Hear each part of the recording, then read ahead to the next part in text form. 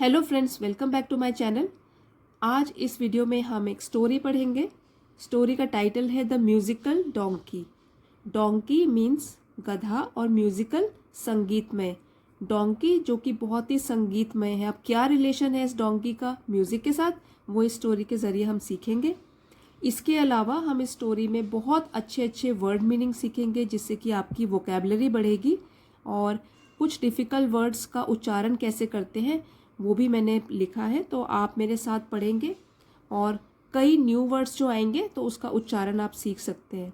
साथ ही चैनल की प्लेलिस्ट में जाके आप देख सकते हैं। अगर आपको बेसिक लेवल से शुरू करना है तो बेसिक वाले वीडियोस देख सकते हैं, और अगर एडवांस लेवल के वीडियोस देखने हैं तो वो भी वहाँ अलग से प्लेलिस्ट बनाई है।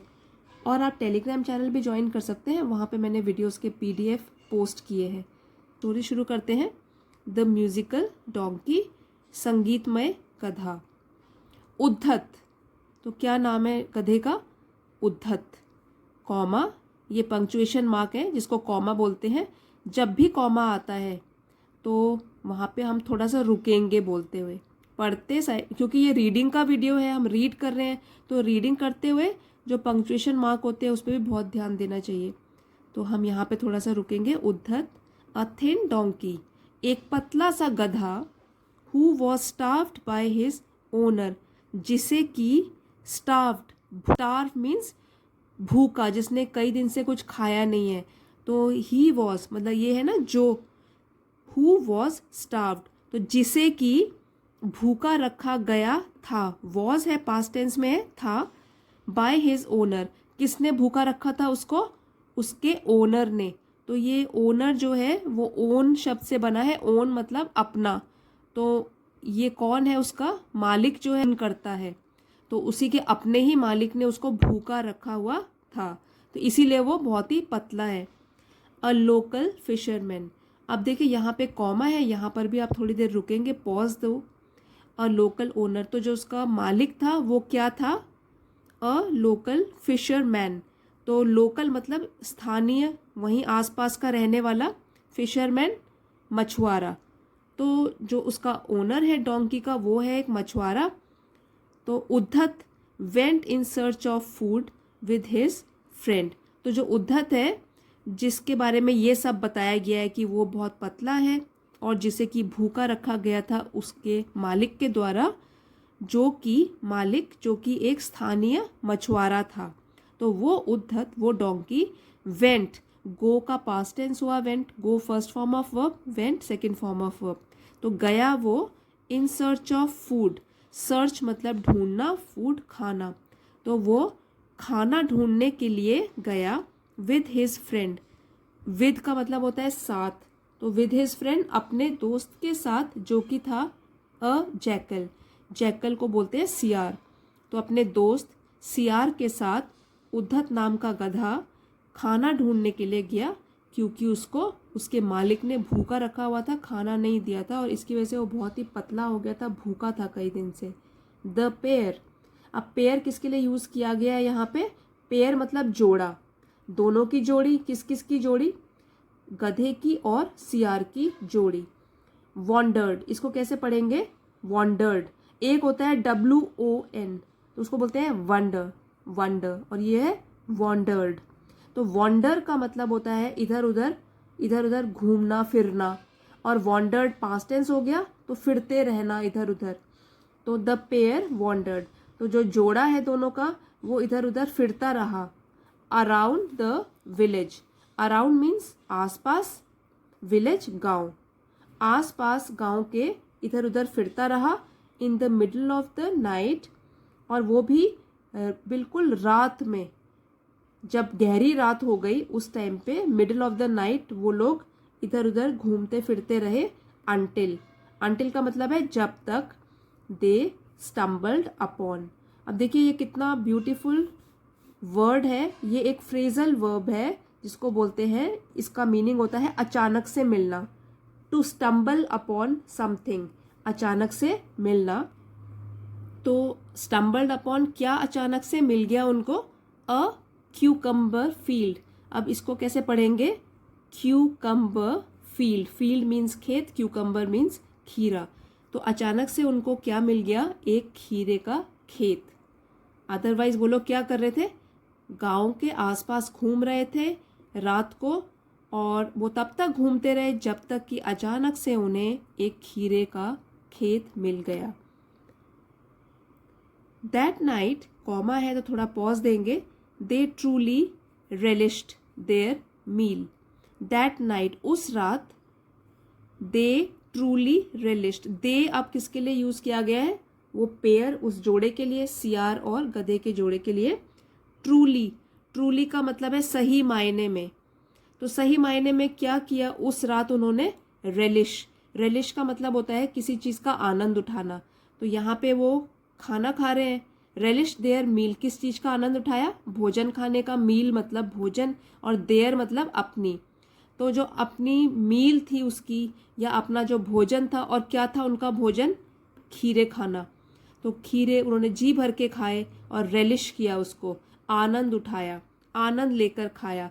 And decided to pay a visit to the cucumber field every night.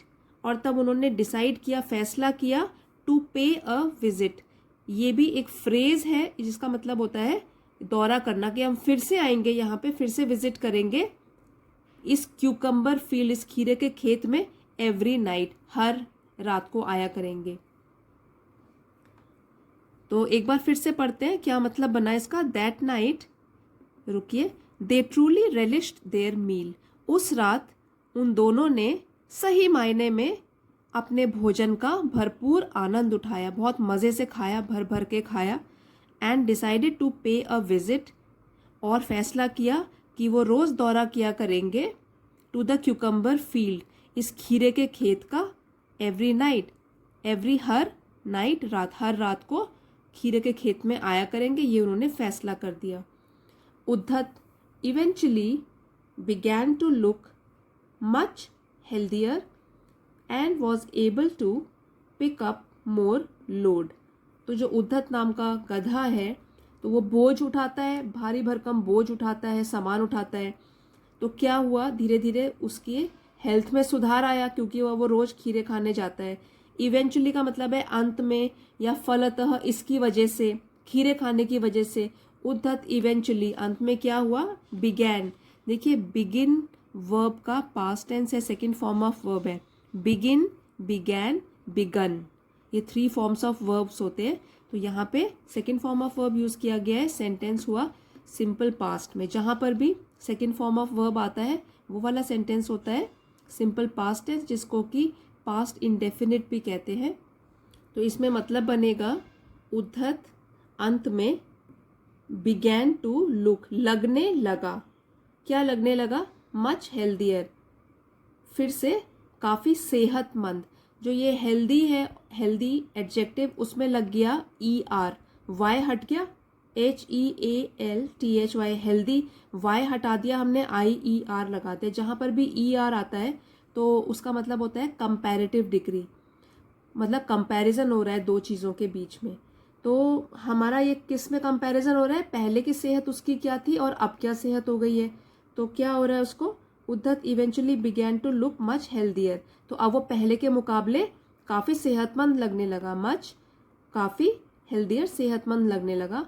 And was able to pick up more load, और क्या कर सकता था, वो उठा पाता था, मोर, ज़्यादा, लोड, बोझ, और अब वो पहले के मुकाबले ज़्यादा बोझ उठा पाता था, क्योंकि अब वो रोज़ खाना मिलता था उसको, उसके मालिक ने तो उसको खाना ही नहीं दिया था कई दिनों से, तो उसकी हालत ख़राब हो गई थी, वो बहुत पतला हो गया था। वंस, कॉमा है तो थोड़ा रुकना है, वंस आफ्टर एन एपिटाइजिंग, कैसे पढ़ेंगे, appetising and wholesome meal of. अब वंस मतलब एक बार, आफ्टर एन एपिटाइजिंग, एपिटाइजिंग का मतलब होता है स्वादिष्ट, और होलसम है पौष्टिक, जो पूरे पोषण दे देती है हमको, और मील तो हुआ भोजन। तो एक बार क्या हुआ, एन क्यों यूज़ है, क्योंकि जो एन होता है उसके आगे अगर वॉवल साउंड आए तो हम एन यूज़ करते हैं, अ नहीं बोलते हैं। तो क्या हुआ, आफ्टर एन एपिटाइजिंग मील, स्वादिष्ट और पौष्टिक भोजन करने के बाद एक बार क्या हुआ, ऑफ, किसका स्वादिष्ट भोजन किया उन्होंने, क्यूकम्बर्स, खीरों का, बहुत सारे खीरे खाए। फिर से कॉमा है तो थोड़ा रुकिए, विराम दीजिए। The donkey insisted on singing, तो जो डोंकी था, गधा, उसने इंसिस्ट किया। इसका इंसिस्ट वर्ब का पास्ट टेंस हुआ insisted, second form of verb है। तो उसने जोर दिया, किस पर जोर दिया? ऑन सिंगिंग, गाना गाने पर जोर दिया डोंकी ने। कि अब बहुत खुश हो गया, उसको मज़ा आ रहा है तो कह रहा है अब मैं गाना गाऊंगा। इसने इस पर जोर दिया और किसको बताया होगा, क्योंकि उसका साथी कौन है वहाँ पे इस टाइम पे? सियार है। उसको बोला होगा, जोर दिया कि मैं गाना गाऊंगा। Knowing that this was foolish, comma, रुकिए, the jackal advised him against the same. तो नोइंग दैट, ये जानते हुए कि, नो से बना है नोइंग, जानते हुए कि, दिस वॉज फुलिश, कि ये तो थी, वॉज थी एक बेवकूफ़ी। बेवकूफ़ी हुई, रात में ये लोग गाना गा रहे हैं, अगर कोई भी गाना गाए रात को, वो भी खुली जगह में, तो बेवकूफ़ी हुई। द जैकल एडवाइज्ड हिम, तो सियार ने उसको एडवाइस, सलाह दी। उसे किसे? डोंकी को। अगेंस्ट द सेम, विपरीत, मतलब कि इससे अलग, कि मत गाओ। द सेम, इसके विपरीत, इससे उल्टा उसने सलाह दी उसको कि उसका गाना गाने का मन कर रहा है, ये कह रहा है नहीं नहीं गाना मत गाओ। बट द स्टबर्न डोंकी, तो स्टबर्न का मतलब होता है जो बहुत ढीठ होता है, अपनी बात पर अड़ा रहता है, उसको बोलते हैं स्टबर्न। आर साइलेंट होगा। Stubborn donkey refused to listen to his friend, तो सियार तो बहुत सयाना है, अच्छी सलाह दे रहा है उसको कि मत गाओ, लेकिन डोंकी की क्या कैरेक्टर ट्रेट है? उसके कैरेक्टर के बारे में क्या बताया गया है? कि वो बहुत ही ढीठ है, वो मना कर दिया उसने। रिफ्यूज़ का मतलब है मना कर देना, तो ही रिफ्यूज्ड, पास्ट टेंस में है, वर्ब यूज़ किया हुआ। उसने मना कर दिया, किस बात के लिए? To listen to his friend, अपनी फ्रेंड, दोस्त की बात को सुनने से मना कर दिया कि मैं तो गा कर ही रहूँगा। Even when the jackal told the donkey that his voice wasn't exactly sweet, even when the jackal, इसके बावजूद भी कि जैकल, सियार ने, टोल्ड, टेल का पास्ट टेंस है टोल्ड, बताया था डोंकी को। टेल बताना, टोल्ड बताया था डोंकी को, गधे को, कि दैट, की हिज वॉइस, डोंकी की आवाज़, वॉजंट, जब पढ़ेंगे इसको कैसे बोलेंगे? वॉजंट, ये कॉन्ट्रैक्टेड फॉर्म है, अगर हम इसको खोल के लिखेंगे तो बनेगा was not. His voice wasn't exactly sweet, कि उसकी जो आवाज़ है एग्जैक्टली बिल्कुल भी स्वीट, सुरीली या मीठी नहीं थी। वॉजंट, नॉट, वॉज नॉट, नहीं थी। तो जैकल ने ये बताया भी डोंकी को कि जो उसकी आवाज़ थी वो बिल्कुल भी सुरीली नहीं थी। तो ये बताने के बावजूद भी क्या हुआ? उद्धत डिसमिस्ड हिज कमेंट, उद्धत ने क्या किया? डिसमिस कर दिया हिज कमेंट। डिसमिस का मतलब होता है जो भी उसने सोच समझकर बोला है, तो इसने बोल दिया कि ये तुम्हारी जो बात है वो सोच विचार के लायक ही नहीं है, मैं इसको डिसमिस करता हूँ, खारिज करता हूँ, ठीक है, मैं नहीं मानूंगा हिज कमेंट, जो भी अभी आपने कमेंट दिया है मैं इसको डिसमिस करता हूँ, मैं इसको खारिज करता हूँ, मैं बिल्कुल नहीं मानूंगा, यह आपकी बात मानने लायक है ही नहीं कि मैं ना गाऊं। Thinking that the jackal was jealous, और उसके बदले उसने क्या सोच लिया? डोंकी ने, गधे ने क्या सोच लिया? थिंकिंग दैट, सोच के कि जो सियार है वो जल रहा है मुझसे, क्योंकि मैं इतना अच्छा गाऊंगा तो ये पहले से मेरे से जलने लग गया है। तो जेलस का मतलब होता है जलन, कि जेलस है सियार मुझसे, जेलस है इसलिए मुझको गाने से मना कर रहा है। He told the jackal that he was happy, comma, रुकिए, and there's nothing wrong, there's, ये भी कॉन्ट्रैक्टेड फॉर्म है, देयर इज या there was, nothing wrong in expressing one's happiness. तो फिर क्या हुआ? अब जैकल जो है वो सोच रहा है कि जैकल उससे जेलस है, जल रहा है, तो उसने क्या बोला जैकल को? ही टोल्ड द जैकल, उसने सियार को बताया। टेल का पास्ट टेंस है टोल्ड, टेल बताना, टोल्ड बताया। उसने सियार को बताया कि ही वॉज हैप्पी, कि वो तो खुश था, and there was nothing wrong in expressing one's happiness, और देयर वॉज मतलब कुछ, नथिंग रॉन्ग कुछ भी गलत नहीं था, नहीं था इन एक्सप्रेसिंग। एक्सप्रेस का मतलब होता है व्यक्त करना, जताना या दूसरों को बताना, एक्सप्रेस करना, व्यक्त करने में। वंस, वंस अपनी, और हैप्पीनेस खुशी। तो वो जैकल को बता रहा है कि वो तो खुश था और इसमें कोई गलत काम भी नहीं है अगर कोई अपनी खुशी को व्यक्त करता है। क्या गलत काम कर रहा हूँ मैं अगर मैं अपनी खुशी को व्यक्त करना चाहता हूँ? तो ये उसने अपने फ्रेंड को बताया। वंस अगेन, कॉमा है रुकिए, the jackal warned him of his foolish behaviour. अब एक बार और, वंस अगेन एक बार और, द जैकल वॉर्न्ड, वॉर्न का मतलब होता है वार्निंग दी उसने, चेतावनी दी, हिम किसको? डोंकी को। तो जैकल ने चेतावनी दी डोंकी को ऑफ हिज फुलिश बिहेवियर। किसके लिए? फुलिश मूर्खतापूर्ण, और बिहेवियर व्यवहार, जो भी वो अभी व्यवहार कर रहा है वो बिल्कुल मूर्खता से भरा हुआ है। तो उसने पहले तो एक बार बता दिया, फिर भी जब नहीं माना गधा, उसने वंस अगेन एक बार और, क्योंकि वो उसका फ्रेंड है तो एक बार और उसको चेतावनी दे दी कि ये जो बिहेवियर है उसका बिल्कुल मूर्खता से भरा हुआ है, बेवकूफ़ी से भरा हुआ है। एंड ऑफ ब्रिंगिंग, और ब्रिंगिंग का मतलब है लाने का, ट्रबल अपॉन हिमसेल्फ। तो क्या लाने का कारण बन सकता है ये? ट्रबल, मुसीबत, अपॉन हिमसेल्फ, अपने ऊपर मुसीबत लाने का कारण बन सकता है। तो मूर्खतापूर्ण जो व्यवहार कर रहे हो इसकी वजह से क्या होगा? You can bring trouble upon yourself, या he can bring trouble upon himself, अपने ऊपर मुसीबत खड़ी कर सकता है, मुसीबत ला सकता है। By disturbing the guards, disturb means परेशान करना, और गार्ड मतलब रात को जो खेत में चौकीदारी होंगे, चौकीदारी कर रहे होंगे, गार्ड्स होंगे, तो उनको भी वो डिस्टर्ब कर सकता है, उनकी नींद खराब हो सकती है। तो ये उसने दूसरी बार चेतावनी दे दी है अपने फ्रेंड को, सियार ने गधे को चेतावनी दी है। हाउएवर, इसका मतलब होता है हालांकि या तो भी, कॉमा रुकिए, the foolish donkey would not बज, फिर भी, तो भी, जो ये मूर्ख गधा था ये नहीं हिला अपनी बात से। तो बज का मतलब होता है हिलना, थोड़ा सा भी हिला डुला नहीं, जो उसने मन बनाया हुआ था उस पर अड़ा रहा, क्योंकि वो बहुत ही ढीठ है, तो वो हिला नहीं, उसने अपने विचार नहीं बदले। When the donkey started to sing, comma रुकिए यहाँ पे, the jackal interrupted and asked the donkey to wait until the jackal jumps over the other side of fence for his own safety। तो ये लंबा सेंटेंस है, इसको तोड़ तोड़ के मीनिंग बनाते हैं।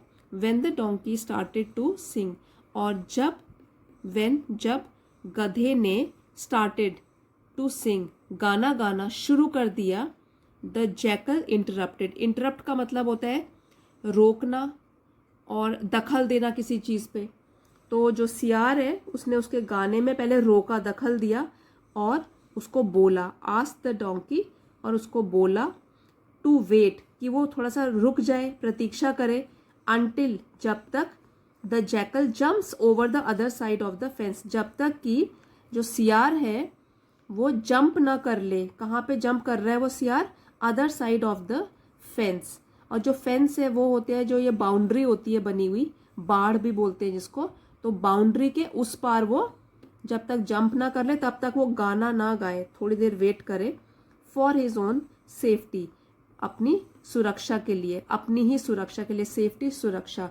तो जो जैकल है वो तो थोड़ा समझदार है, तो उसने क्या बोला? When the donkey started to sing, जब गधे ने गाना गाना शुरू किया, द जैकल इंटरप्टेड, तो जैकल ने उसको थोड़ा रोका, उसने बीच में दखल दिया, एंड आस्क्ड द डोंकी, और डोंकी को बोला, गधे को बोला, टू वेट, प्रतीक्षा करे वो, अंटिल द जैकल, जब तक कि सियार jumps over the other side of the fence for his own safety, जब तक कि वो सियार बाड़ के दूसरी तरफ जंप ना कर ले अपनी सुरक्षा के लिए, फॉर हिज ओन सेफ्टी, अपनी सुरक्षा के लिए।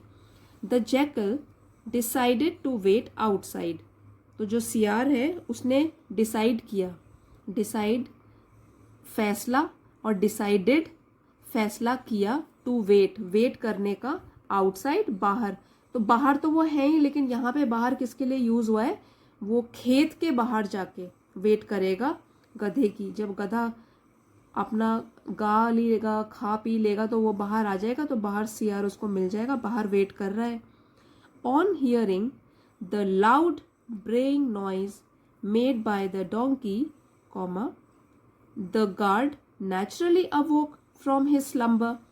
तो यहाँ पे बोला गया है on hearing the loud braying. Bray जो होता है, ये साउंड होता है जो गधा निकालता है, जैसे सभी का, जैसे डॉग बार्क्स, कैट मियाउज, तो इसी तरीके से डोंकी को ब्रे बोलते हैं उसके साउंड को। तो जब डोंकी ने, अब जब गधा है, जब वो गाना गाएगा तो वो कौन सा कोई सुरीला गाना गाना शुरू कर देगा, वो तो रेंकेगा, गधा तो रेंकता है, उसकी आवाज़ है। तो सुनकर उसकी जोर जोर से रेंकना सुनकर, रेंकने वाली आवाज़ को सुनकर, मेड बाय द डोंकी, जो कि निकाली जा रही थी गधे के द्वारा, the guard naturally awoke from his slumber. तो जो गार्ड था, चौकीदार, नेचुरली असल में अवोक उठ गया, ये पास्ट टेंस है। अवोक फ्रॉम हिज स्लम्बर का मतलब होता है गहरी नींद से। तो वो तो सो रहा था, रात का समय है तो वो सो रहा है, और ये गधे की जब रेंकने वाली आवाज़, उसने जोर जोर से रेंकने वाली आवाज़ सुनी तो उसकी नींद खुल गई। He woke up from his slumber, वो अपनी गहरी नींद से उठ गया। व्हेन ही स्पॉटेड उद्धत, तो स्पॉटेड का मतलब होता है, स्पॉट से बना है, जब उसने देखा, जब उसको दिखाई दिया उद्धत। अब वो देखने लगा, चौकीदार, रात हो रही है, अंधेरा है बाहर, तो वो देख रहा है दूर दूर तक कि कौन गा रहा है, तो उसने स्पॉट कर लिया, उसको दिखाई दिया Uddhat. The guard beat him black and blue mercilessly, तो तब गार्ड ने क्या किया, उसको मारना शुरू किया।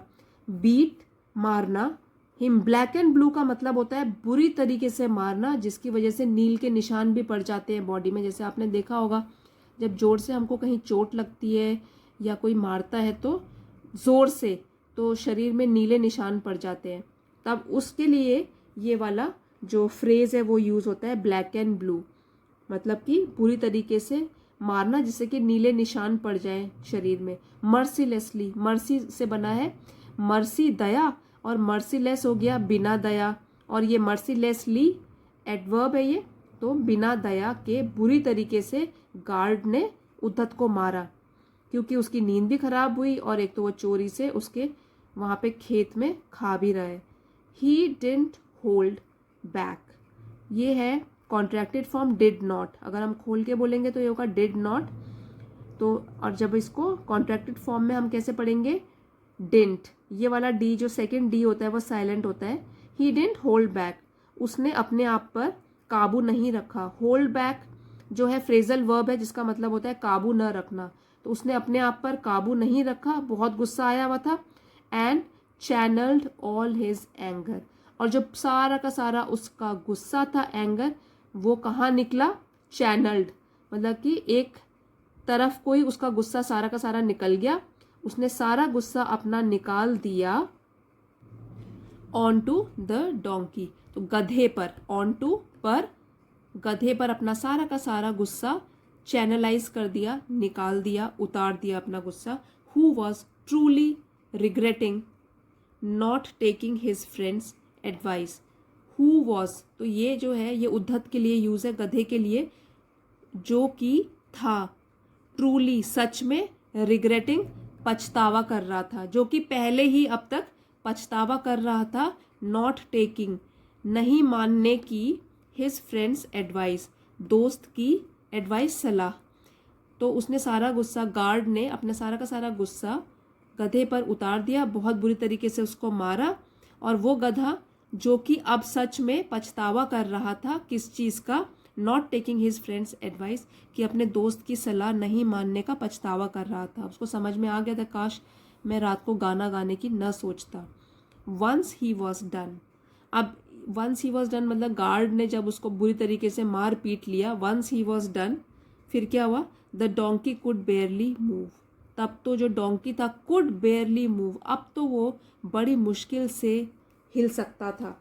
तो ये कैन का ही बना है कुड, पास्ट टेंस, कि अब वो बड़ी मुश्किल से ही हिल सकता था जब उसकी मारपीट खत्म हो गई। येट, फिर भी, कॉमा है तो थोड़ा रुकिए।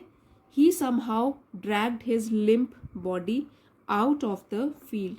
ही समहाउ, समहाउ का मतलब होता है किसी तरह से, तो किसी तरह से ड्रैग से बना है। ड्रैग्ड इसका पास्ट टेंस है ये, ड्रैग, ड्रैग्ड, तो ड्रैग घसीटना और ड्रैग्ड हुआ घसीटता हुआ, किसी तरीके से घसीटता हुआ अपनी, हिज अपनी, लिम्प बॉडी, लंगड़ा शरीर, क्योंकि बुरी तरीके से पिट चुका है वो, तो चोटें लग गई है, अब वो लिम्प करके चल रहा है, लंगड़ा के चल रहा है, तो अपनी लंगड़ा शरीर लेकर फील्ड से बाहर चला गया, घसीटता हुआ, आउट ऑफ द फील्ड, खेत से बाहर। और खेत से बाहर कौन है वहां पे? सियार वेट कर रहा है उसकी।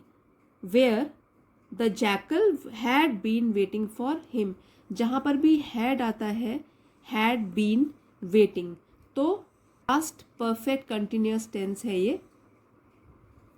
और क्या एक्शन हो रहा है इसमें? जहां पे भी जो जैकल है, सियार है, वो पहले से इंतजार कर रहा था, तो रहा था आएगा इसके एंड में। जहां पर जैकल, सियार, उसका पहले से ही इंतजार कर रहा था, had been waiting for him. His friend had a sympathetic look on his face as he said, comma, inverted comma starts. तो क्या डायलॉग बोल रहा है वो? ये डायरेक्ट स्पीच के अंदर है, इन्वर्टेड कॉमास के अंदर। वो बोल रहा है आई टोल्ड यू सो। तो उसका फ्रेंड जो है, जब उसने देखा डोंकी को बड़ी मुश्किल से चल पा रहा है गधा, तो उसके आंखों में क्या था? He had a sympathetic look, तो उसकी जो आंखों में भरी हुई थी सहानुभूति, तो उसने सहानुभूति भरी नज़र से किसको देखा? अपने फ्रेंड को। दया भरी नज़र, दया आ रही थी उसको उसकी हालत देखकर। On his face, sympathetic look on his face, अपने चेहरे पर कैसी थी उसकी इमोशंस, क्या थे? सहानुभूति भरे। एज ही सेड, और उस टाइम पे उसने ऐसे बोला उसको, डोंकी को, आई टोल्ड यू सो, मैंने कहा था ना गाना मत गाओ, तो क्यों गाया? तो अब पछता रहा है डोंकी, लेकिन अब तो देर हो गई है, अब तो वो बुरी तरीके से पिट गया है। तो इस कहानी से हमको शिक्षा मिलती है, think before you act. Think, सोचो, बिफोर, पहले, एक्ट, कुछ करने से। तो कुछ करने से पहले हमें ध्यान से सोचना चाहिए, जो हम एक्शन कर रहे हैं उसका रिजल्ट क्या होगा। तो जैसे कि डोंकी को 2 बार उसके दोस्त ने मना किया कि गाना मत गाओ, तो कुछ सोच समझ के ही जो अच्छे दोस्त हैं वो सलाह देते हैं, लेकिन फिर भी अगर हमारा मन कर रहा है और हम बस वो किस तरीके से जल्दबाजी में वो कर देंगे, तो कई बार क्या होता है, उसका नतीजा गलत होता है। तो जो भी हम कर रहे हैं पहले उसके बारे में हमको सोचना चाहिए कि एक्शन का रिजल्ट क्या होगा। थिंक बिफोर यू एक्ट, तो एक्ट, किसी भी काम को करने से पहले 10 बार सोचो और तब करो वो काम, तो आप गलती नहीं करोगे। आई होप फ्रेंड्स आपको कहानी अच्छी लगी होगी और आपने इससे कुछ मॉरल वैल्यूज़ भी सीखे होंगे। पसंद आई ये स्टोरी तो लाइक, शेयर और सब्सक्राइब करना मत भूलिएगा। थैंक यू फॉर वॉचिंग, मिलते हैं अगले वीडियो में।